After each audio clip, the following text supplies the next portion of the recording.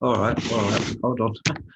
All right. Hello, this is Geeks Assembled. Today we are doing Vampire Weekend.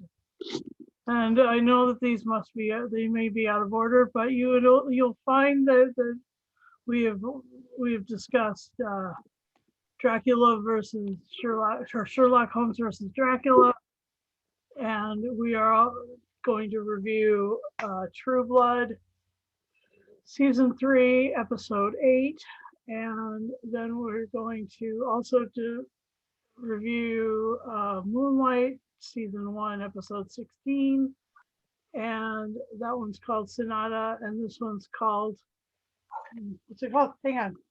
It's called Night on the Sun. Hmm. Okay. And basically it's named after a song, and they played the song in the episode, and so that was pretty cool. They name a lot of the episodes after songs in True Blood. True Blood is a story of vampires who live amongst humans, and they are out of the coffin, so to speak.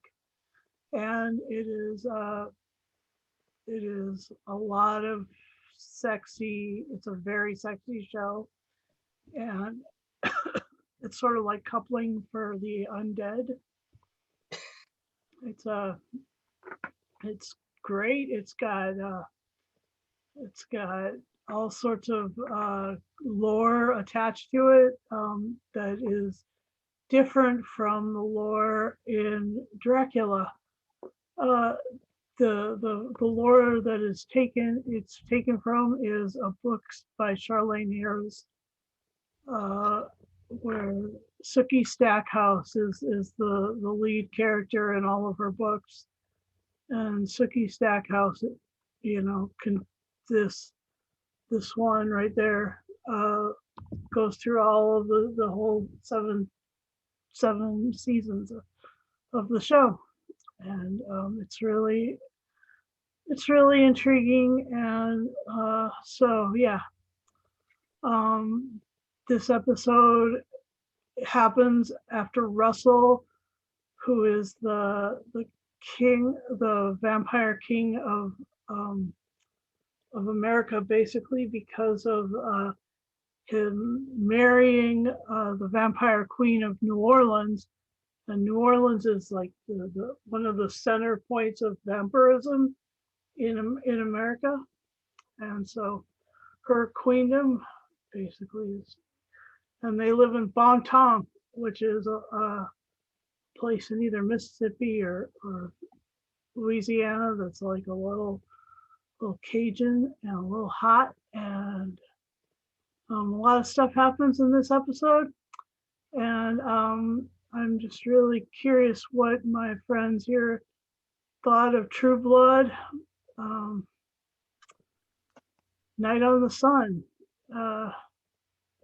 Yeah, let's start with Lee, since we started with Craig for Sherlock Holmes versus Dracula. I've never ever watched an episode of this before, so I didn't know what to expect. Yeah, good storytelling. It did come to me straight away that they were set down somewhere near Mississippi, that region. Their accents were so well you could tell straight away, and also to have to see Stephen Moyer, who plays Bill in this, in the lead as a lead vampire, English actor. He's been in loads of things on British TV, but him playing a vampire in this reminds me that he played a vampire in a TV drama series way back in the 90s called Ultraviolet. I don't know if you've ever heard of that. That was quite a good drama series, because I knew his face. I had to look him up. Mm-hmm. And I thought, yeah, that's where I know him from. He's played another vampire. As you say, sexy. bit erotic, and they don't care who they go with. And you've also got the actor. Is it Alexander? What's his last name? I can never pronounce it. Skarsgård. Yep. Of the famous acting family of the Skarsgård family, playing a vampire as well. Yeah, I enjoyed this. It was to come into this one. I mean, this was season 3, middle of the season. I was a little bit at a loss, trying to figure out what was going on. But then I got into it. You thought, all right, okay, they're with them. He's with him. They don't like those, and there's. So I got the gist of what was going on, but I would say it'd be for me or anybody else who was jumping into a drama series like this, start from the beginning. Yep. But as I say, there's a hell of a lot of episodes. So to pick an episode and just review, because we couldn't sit through the full season to review this, because was it 7 seasons? 7 seasons. 7 seasons. So yeah, we had to pick one episode and just go with it. Yeah, and I chose the sexiest episode I could think of. It was sexy, yes. I've never seen vampire buggering before, but there you go. And it was good to see Dennis O'Hare. Yeah. In this as the Vampire King. Yeah. Because I know him from the Amazing American Horror Story series. He's played many characters on that series during the years, and he's a very good actor. And in this, he was quite ruthless. You think you can trust him. You think he's okay. You think he's quite calm and collective, and then all of a sudden he loses it, and I love that bit. Yeah, I enjoyed this, and it's got Anna. Oh, the lead, was it Suki? Paquin. Anna Paquin. It was. Where do I know her from? I know her from somewhere. She's been The face rings a bell. She is. Wasn't in the X-Men, was she? She was at Rogue in X-Men. Thank you. Yeah, I thought she was. But and isn't this on this season 3, right? And yeah, she was also 3. In The Irishman. Yeah, but isn't this in real life? Isn't she the partner of Stephen Moyer? Yeah. And they met on this series, I think. Is that right? Yeah. There you go. Eh? Yeah. True love, even if you are vampires. Yeah. Yeah, I enjoyed it. It was a good story. Yeah, werewolves. Graphic, violent, sexy. Yeah, everything you'd want from a vampire tale. Yeah. So I'm glad you suggested it. I may have to dip my toes into the series from the beginning, season 1. You never know. There's a werewolf. Pretty sexy. Yeah. And we do hear your werewolf out there. Oh. Yep. And so what's your opening thoughts, Craig? True. I mean, I've okay. So this I was a virgin for True Blood, as well as Lee. I think, what year was this? Was this like 2003 or is it later? This was 2010. But when did this episode was aired in hang on. The series began in 2008. Oh, okay. So, yeah. Because I think around that time, film and TV, there was the Twilight series by Stephanie Meyer that was released, wasn't it? And then 8th of August 2010. And you had like Blade, and I think everyone was into vampires around that time. It was a big thing. Vampires was everywhere, and and before that, you had like Interview with a Vampire, Queen of the Damned, and the other one, Bram Stoker's Dracula, didn't you? So, yeah, it was good. I like it. I thought of I like how it had all sorts of aspects, especially the werewolves and stuff. And obviously, like season 3, it follows the plot of the third novel of the Southern Vampire Mysteries. And the werewolves are introduced through I think it's Alcide, if I can Yeah, pronounce it right. Alcide. He's this fellow, right? Let me. I'll He's change. like a werewolf fired by Eric, I think. Yeah. But and also I liked this season. Well, the episode I watched was good because it had the head vampire in it. I love when they introduced like headmaster vampires and stuff like that. It's pretty cool. And obviously I like being human as well, so it's probably right up my street, really.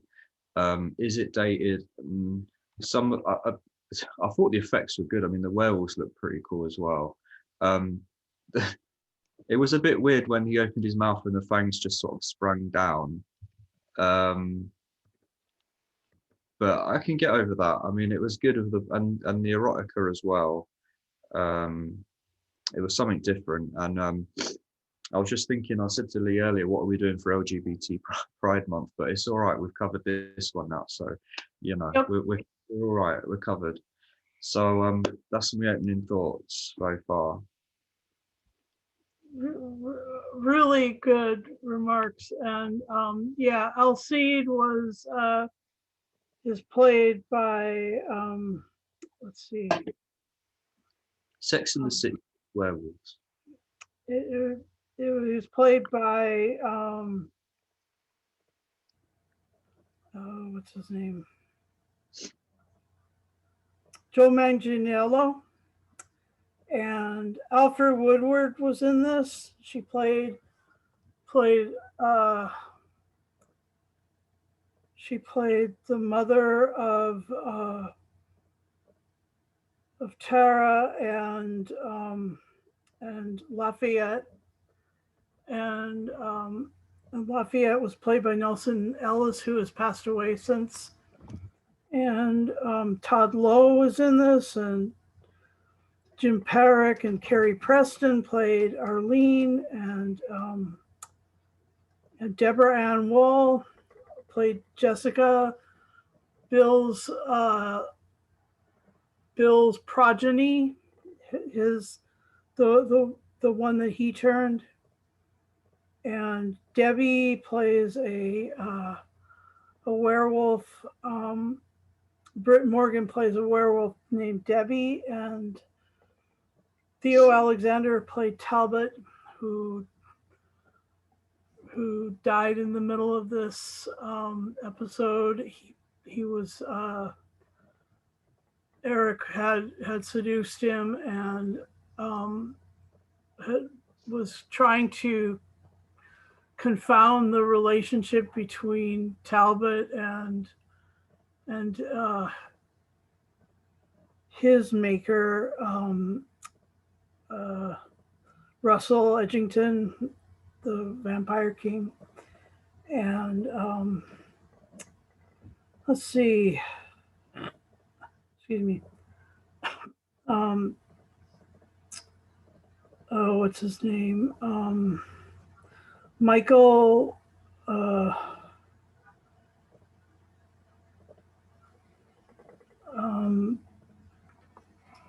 Anyway, the guy who played Bayfelt in Once Upon a Time played the character who was there with Debbie and stuff. And so it was just, there was lots and lots of actors that were Bertina Wesley, Kevin Alejandro, Chris Bauer was in it, Kristen Bauer von Stratton was in it, and Ryan Quanten played Jason Stackhouse, and Sam Trammell played Sam Merlot. Um, and um, part of the reason I chose this is also because it was sort of a turning point. They hadn't quite figured out what the hell was up with Suki, but Suki ends up having, it's revealed that she has fairy blood and that she's part of the fairy kingdom. And so this is the beginning of introducing all the fairy kingdom into it. I would have liked to have seen the land of the fairy. Definitely, Yeah. that's intrigued me. Yeah, there's a huge fairy presence that's like in the series, and they basically are fighting the vampires because the vampires are the darkness and they carry the light. And so and there's so many vampires now because of all the the availability of makers and stuff. And let's see, the series is named after the kind of blood beverage that is uh, fake blood, called True Blood, and it's like blood alternative, so it's not from people, so it doesn't cause like the rage. It's just like and it comes in a bottle and it looks like beer. Anyway, so they started selling it at Merlot's, at Sam's place. Don't tell Lee. And then there was also Sam's place was his brother was there and stuff. And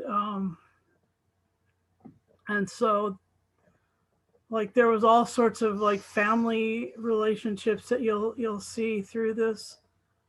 And yeah, it's really amazing. And so I'm glad you guys watched it. What were your favorite points? Let's go, Craig. Oh, I liked. I think from the Wolves onwards, it got pretty good for me. And then I really liked when the master vampire turned up. He was pretty awesome. Yeah, that's my. And I like the fact that there's like a power complex between vampires and werewolves. That was quite funny to watch. Yeah. And people, I like the last scenes. That was quite interesting. I know it was like soft porn, but that was quite good. And that type of the whole power play of and sexuality was interesting. And what was your favorite moments, Lee? Well, it was just intriguing to see vampires out in the open doing normal stuff, going to bars, mingling. Well, I'm assuming mingling with just normal people. But they had daywalkers. Yeah, but the normal people seem to know about the vampires. It was like an open thing, open books. Yeah, we take it for granted. Yeah, I'm sat here drinking with a vampire or something like that. I'm thinking, oh right, so it's quite an open thing. It's not all behind closed doors, and so Yeah. The thing that really represented was like people coming out of the closet.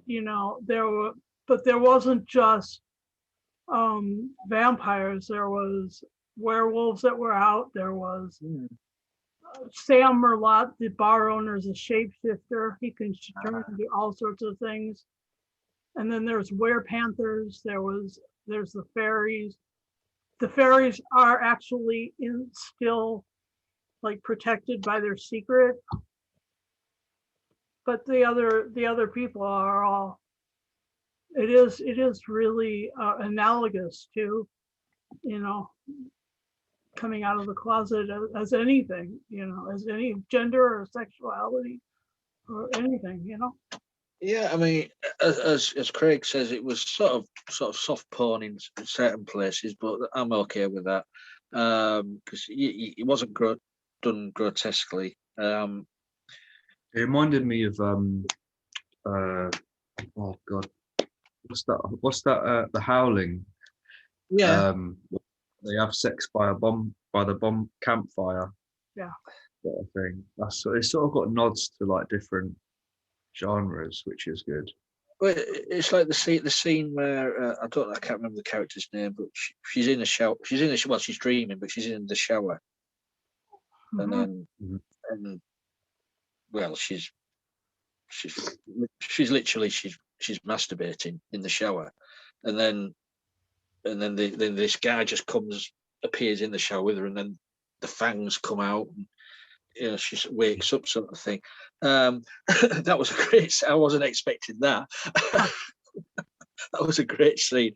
Yeah, as I say, when the fight scene with the Vampire King and Bill is really good because while he's doing that, Suki's also fighting for her life upstairs. Fighting Debbie, yeah, that's right. Which great scene there where she gets the scissors, slash her right across her face.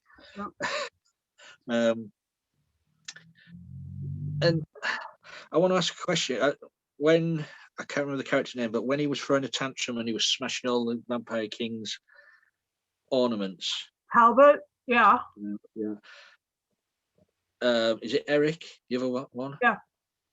Stopped him smashing something, and he put it back on the shelf real carefully. Now, what was that? that was the crown, the crown for the king of Right. yeah. That's it. Because I couldn't really make out what it was. And I think it was actually stolen from his family, Right. like his actual earthly family back in Norway or Sweden or And Finland. I'll have to try one of the lines is when he was playing chess. He said, "I'm bored now. Take off your clothes."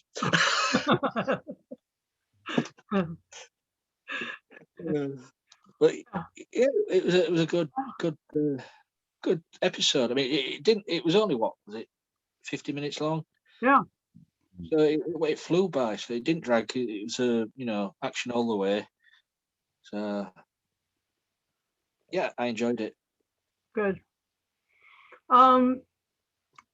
So when we before I pressed record and that little voice, there's a weird Zoom voice now. Anyway, before that we were talking vampire lore, and what were your thoughts about the differences between the lore in this and the lore in other things? Well, I mentioned that they could walk around in daylight and Barely. reflection. I mean, barely. Like they have to be. Usually they're knocked out by daytime, Yeah, well, they definitely had reflections. and that's true. Yeah, because she got smashed in the mirror. Yeah, I don't know. I mean, if it's adding to the law, then okay. But as long as you stick to the origins of the law, like the stake or beheading or Yeah. stuff like that, that's fine. I mean, if you remember back, Bram Stoker's Dracula, Gary Oldman movie, he was walking around in daylight. He was just wearing sunglasses. Yeah. As long as they tweak it here and tweak it there, as long as it's a good story, what can you say? There was no wolfsbane in this, though. I don't think. No. No wolfsbane, no, or garlic. No. I think they serve garlic at Merlot's, but I don't really know. I don't know if the vampires really really enjoy that. I'm not entirely. If they want to live dangerously, I suppose they can take the challenge. Yeah. Eat as much as you can and get a free a little bit of garlic on it. So, Craig, what do you think about the lore?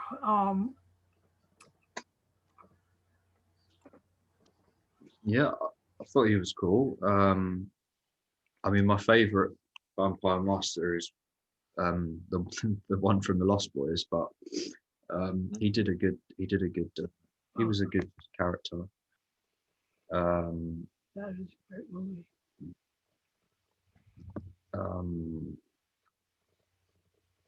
But yeah,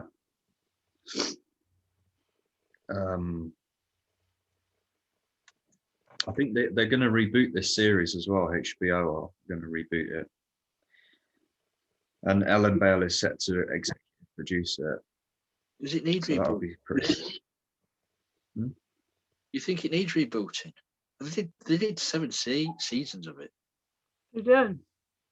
and as far as I know, they finished it off rather well. I hadn't seen it, but they did finish it off quite well. Yeah. It was an emotional ending, but it was like that funky shit that Supernatural pulled. The end of their, I mean, it's just nothing but fucking heartstrings pulling, just yanking on them. So, yeah, it was. So this was the lore. The thing that I like about the vampire lore in this is that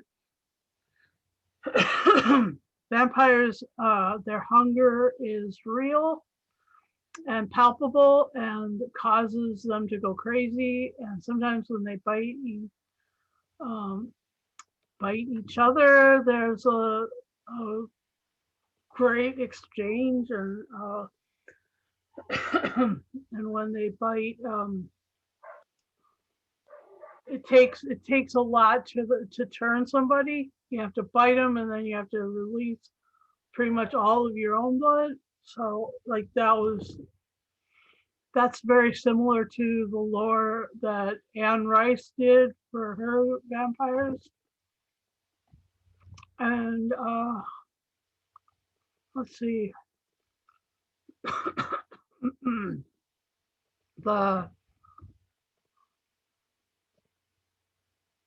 the fact that all of these people who are in this story are all in some way supernatural, like the Lafayette is a seer. He's like a witch, but he's not a witch. He's like some sort of and his mother is a born again Christian and just continues to harangue him for no end for all these things. And she's been mentally, she had a breakdown and ended up in a mental institution, and that's where she escaped from. And that's where her caregiver, the nurse there, became Lafayette's boyfriend. And there's just there are so many cool queer characters in this. It's just absolutely it's brilliant for that. And it's and it is sort of vampire erotica, the whole thing. I mean, the whole thing is basically coupling or Sex in the City for vampires. It's just nothing but sex. And that's just fun. And you see that the blood carries the ability to connect to you. Like you end up in the shower together, even after that one vampire was dispatched with Tara, standing in the shower, and then boom, Franklin's there. And even though he'd been killed already, he could still show up because he's in her blood. Anyway, I tell you, sort of the theme song, do bad things. yeah. Brilliant song. Yeah. Mm. When the opening credits and that's playing, I'm thinking, wow. And the credits pictures in the opening credits are brilliantly done. Goes well with the music. Yep.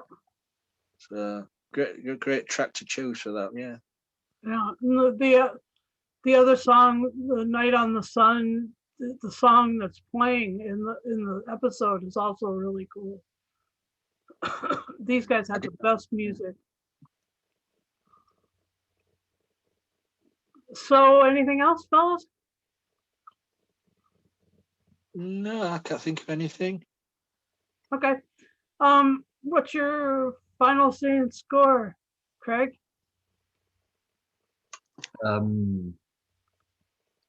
Well, the True Blood won quite a lot of awards I've seen. Mhm. It basically got an award in 2009 for one of the 10 best TV programs and was chosen as favorite TV obsession at the 36 People's Choice Awards. Yep.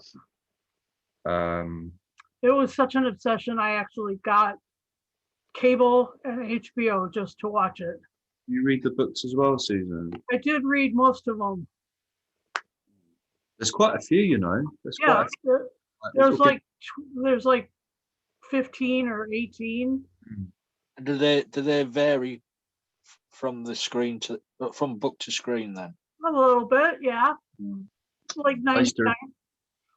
remember in my shop, I used to have a whole shelf full of them, and people would. It was mainly young girls, and they'd come in and they'd say, "Which Charlene Harris have you got?" And I'd go up and I'd have to like get this one, this one, this one, and come down Yeah. with about 5 to 10 books in my arms.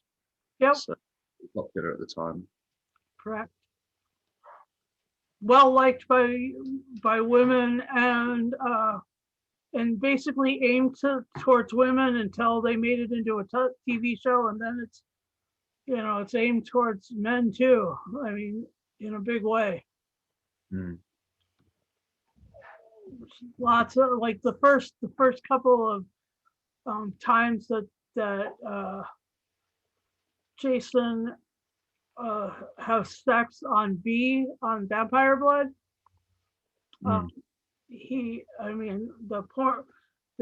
The scene is like super sped up, and it's just, it's incredible.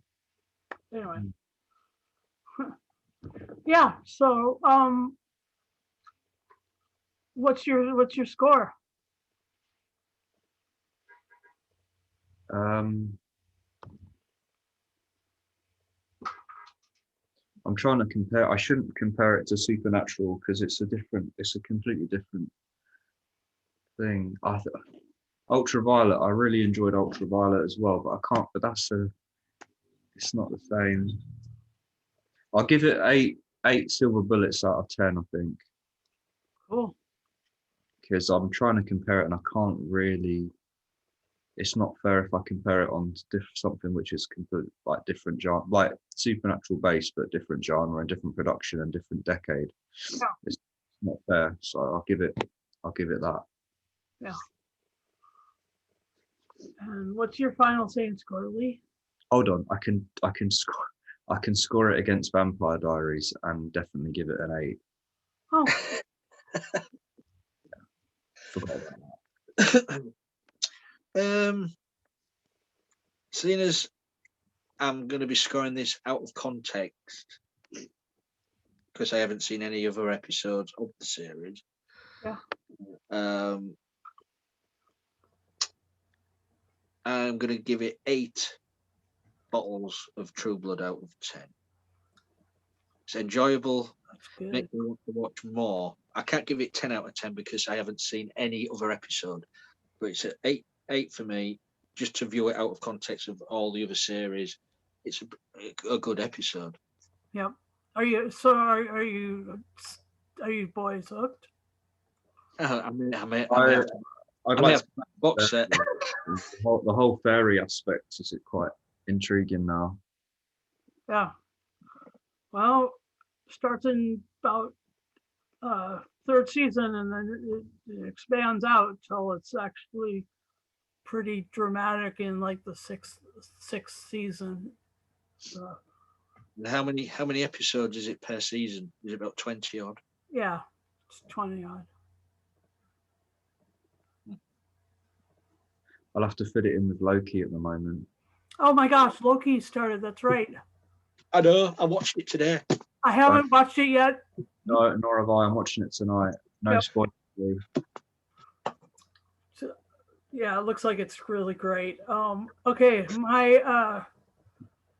my final say and score is this was chosen lovingly to try and reel people into the show. It's a beautiful show for me. I have all of the DVDs. I absolutely love it. I love the characters. I read the books. It's way different from the books, but it's still, in universe. And yeah, they're good, tough vampires. So that's one of the fabulous things about it, is that it's a badass show. Lots of fight scenes. Anyway, and I'll give it, 10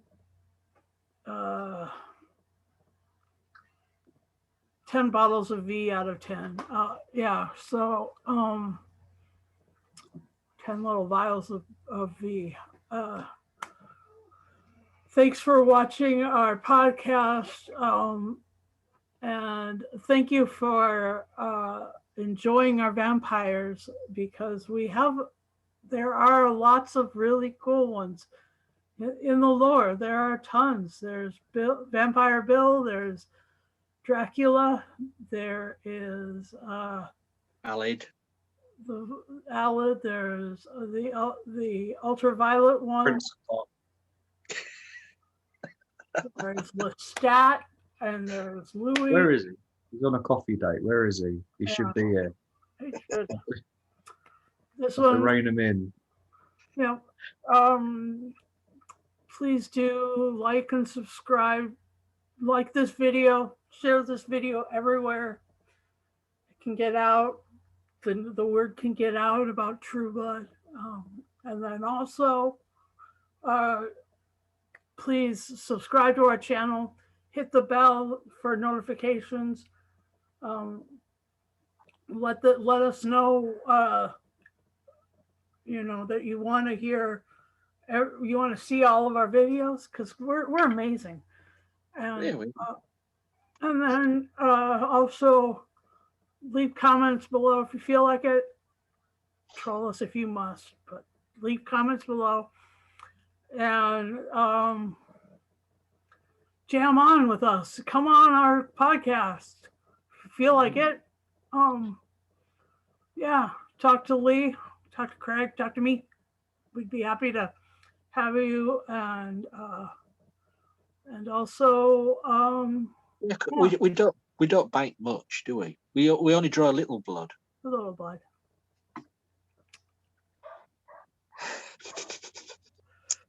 Yep. Anyway, so thanks for watching our Vampire Weekend also, and shout out, a pride shout out to all the LGBTQIA plus people in our audience. Happy Pride. Thanks for watching.